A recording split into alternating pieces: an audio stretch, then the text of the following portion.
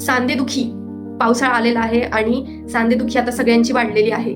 जेवढे पण पेशंट्स आहेत, ज्यांना जॉईंटचे त्रास असतात, ते संधिवात झालं, आमवात झालं किंवा युरिक ऍसिडमुळे जे गावठी आर्थरायटिस होत आहे, तर त्या सगळ्या लोकांचे जे पण त्रास आहेत ह्या ढगाळ वातावरणामुळे आणि पावसाळ्यामुळे वाढलेला आहे. तर आज आपण बघणार आहोत की आपल्या मनाचं आणि शरीराचं कनेक्शन या आजारामध्ये कसं असतं. तर जॉईंट्स यांचं काम काय आहे, तर जे दोन हाडं असतात त्याच्यामधलं जे कनेक्शन आहे ते मेंटेन करण्याचं काम हे जॉईंट करत असतात. या जॉईंटमुळेच फ्लेक्शन आणि एक्सटेन्शन ह्या मुवमेंट्स ज्या आहेत त्या होत असतात. तर हे जॉईंट आणि आपलं आयुष्य हे कसं कनेक्टेड आहे, तर जिथे पण नातेसंबंधांमध्ये त्या जॉईंटमध्ये जेव्हा प्रॉब्लेम येतो, त्या नातेसंबंधामध्ये जेव्हा पण दुरावा निर्माण होतो आणि आधीसारखं जे छान नातं होतं ते कुठेतरी डिस्टर्ब होऊन जातं, नातेसंबंध खराब होतात, त्यानंतरच सांधेदुखीचा जो त्रास आहे तो सुरू झालेला असतो.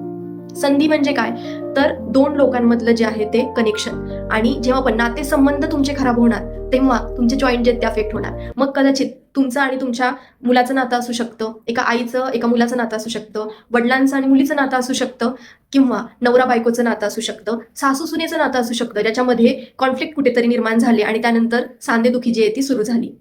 तर तुम्हाला पण जर का असे सांधेदुखीचा त्रास असेल तर तुम्ही तुमचं आयुष्य आणि तुमचे सांधेदुखी याचं रिलेशन कुठे बसतंय, कुठे नेमका प्रॉब्लेम आलेला आहे, कुठल्या नात्यामध्ये दुरावा निर्माण झाला आणि त्यानंतर आपल्याला सांधेदुखी सुरू झाली, हे नक्की ऑब्झर्व करा. याचं कनेक्शन नक्कीच तुम्हाला भेटेल. आणि नेक्स्ट व्हिडिओमध्ये तुम्हाला कुठल्या आजाराविषयी माहिती जाणून घ्यायला आवडेल हेही मला कमेंट करा. धन्यवाद.